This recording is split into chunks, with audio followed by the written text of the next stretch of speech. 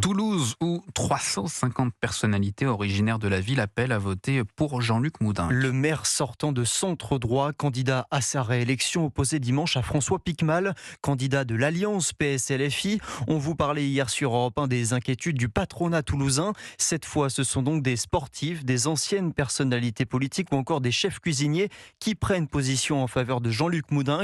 Quand dans les rues de la Ville Rose, ses partisans aussi s'activent à 3 jours du second tour, comme l'a constaté l'envoyé spécial d'Europe 1, Antoine Bienvaux.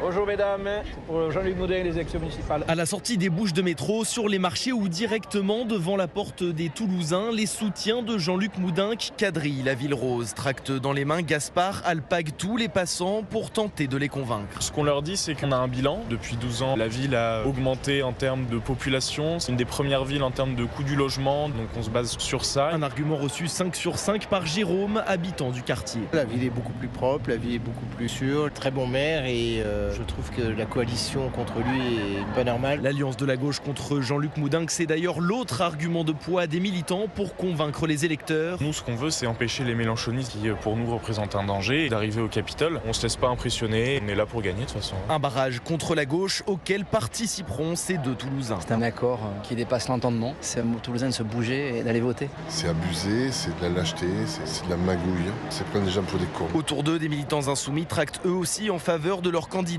Preuve que la bataille pour le Capitole est loin d'être terminée.